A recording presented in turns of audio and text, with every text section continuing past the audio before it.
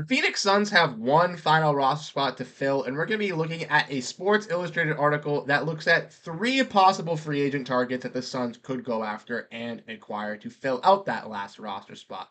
Now, will James Jones and Mike Budenholzer go after and fill in that last roster spot, or will they leave that spot vacant in hopes that somebody will be available throughout the season? We're going to discuss all of that and more on this episode of Suns Digest. I'm Bruce Velez. You guys have been absolutely killing it, showing your love and support over on the channel. But if you want to make sure you stay up to date on everything, especially during the dog days of this season, and make sure you stay up to date on all the daily little tidbits, hit that subscribe button. 79% of you guys are not subscribed. If you guys want to make sure you stay up to date, that is how you do so. But without further ado, let's dive into the topic at hand. Make sure to grab a snack. Like I was discussing in the introduction, we're going to be looking at three possible free agents the Suns could look out to pursue with, their final roster spot. As we all know, the Suns were over the roster spot limit, having 16 guys, but a couple weeks ago, waived Nazir Little and EJ Liddell to be able to free up those two roster spots and now have one roster spot currently open. So let's look at this article and kind of get into it for you guys. This article comes from Kevin Hicks couple days ago where he targets three players, that the Suns could look at to bolster their depth. Now, I will let you guys know that one of these players that is on this list already got signed yesterday, and we'll go over that. So I have my own free agent signing for that one. I think you guys will like that person as well. But first, let's dive in. As you guys saw from the thumbnail, it is Jay Crowder. As we all know, Jay Crowder has some familiarity with the Phoenix Suns as he spent 2 seasons as an active member with the team and was a key contributor on the 2021 squad, runner-up squad, as he was a key integral piece for that bench unit. Now, we all know why Jay Crowder had his frustrations with the Phoenix Suns. We all remember that quarrel from a couple years ago where he demanded he be traded, demanded he not be here, and that was because he did not get along with some players on the team and get along with some of the people in the coaching staff. But as we've seen, he's obviously been a member with the Bucks prior hitting free agency this summer, so he does have some familiarity with Mike Budenholzer, but he also remains friends with Devin Booker, and every person he allegedly had an issue with prior to his departure is no longer with the franchise. Now, obviously, Crowder's days as a starting level player are definitely behind him, so it definitely wouldn't be a significant factor for this team, but he could solely focus on being a niche depth player that could help make an impact on both ends in a pinch and definitely brings that veteran type leadership that Suns fans would like to see.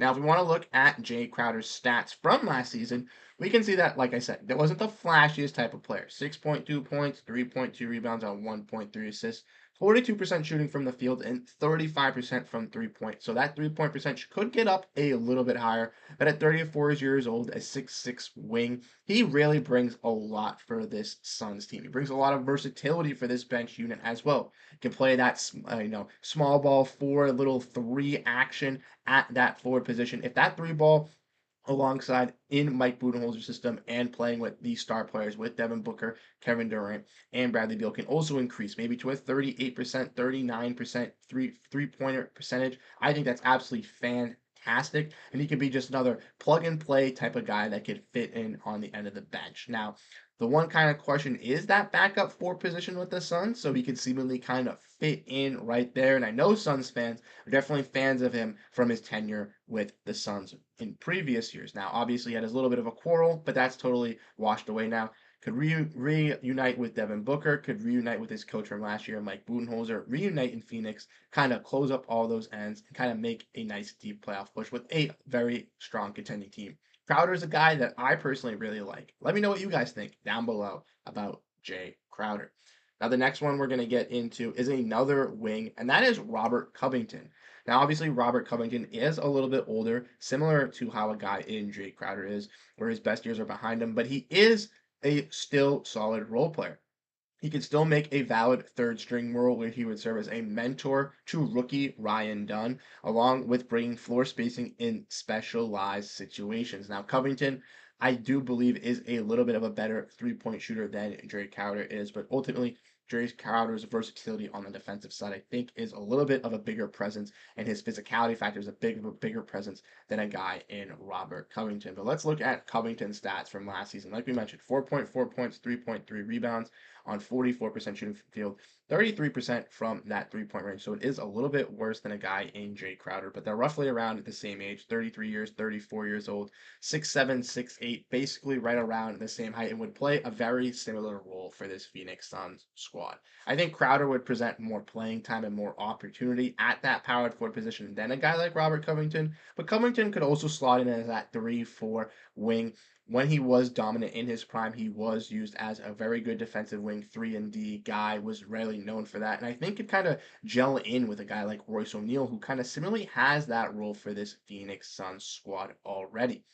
Now, maybe that's a reason why they don't look at a guy like Robert Covington, because they already have a guy like Royce O'Neal who's a little bit younger and kind of do that role already. But maybe he can teach him some things. Maybe he can learn some things from the great Robert Covington. And also, Robert Covington could be a nice veteran to teach the likes of Ryan Dunn and also Iguodala how to kind of generate and be those key defenders, but also scorers for that second to third unit, and really could show as the development piece. I think if Robert Covington were to come to the Phoenix Suns, like this article mentioned, he'd be more of a developmental piece, more of a coach, more of like a sideline 13th, 14th, 15th type of guy on this roster. I don't think he'd be a key impact player, similar to maybe how Jay Crowder would be, but he could also kind of fill in, be a guy that could help out when guys have injuries or when guys need timeout or nights off. And he also could be a solid 3 to 4 for this unit as well. Like I said, let me know what you guys think about Robert Covington and Jay Crowder down below in the comment section. Now, in this article, our boy did,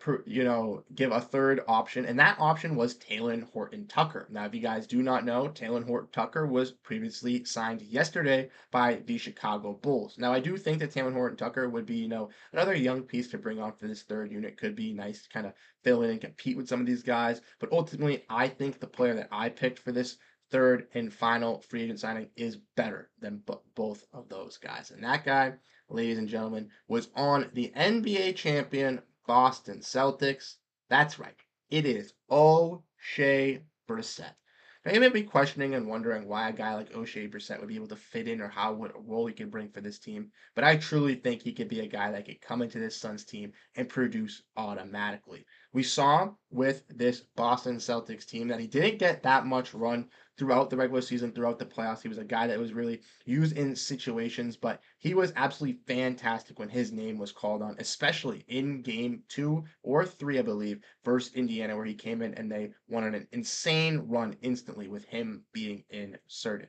Guy like O'Shea Brissett brings that hustle, brings that tenacity, can kind of fill in that backup forward, power forward position that Suns fans are looking for, looking to need for, and he also solves a problem as well: offensive rebounding. O'Shea Brissett has a knack for the boards and loves diving for them, making those hustle plays, making those last-ditch effort plays, and that's somebody I think that this Suns team desperately needs for this second unit. They got guys like Royce O'Neal, they got guys like Grayson Allen who can shoot, they got a guy in Monte Morris who can set up the offense, a guy in Mason Plumlee who can defend and protect the rim. Let's get a high energy guy, a guy who's going to produce and come out every single night and give it his all.